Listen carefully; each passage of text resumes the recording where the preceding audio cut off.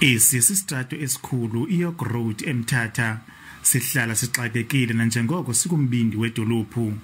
Kodwa ngoku amashishini amancinci athwaxeke kakhulu ngenxa yocimicimo umbane.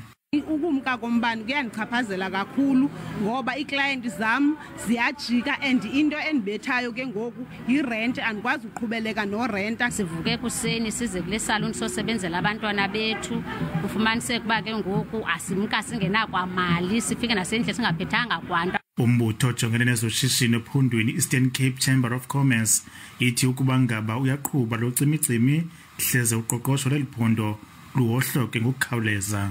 Ngoku xa kunje uvala ebhizinesini yakho, ii-customers njengoba sijikeleza uzibonile ziyagxothwa kuthi hambana kombane.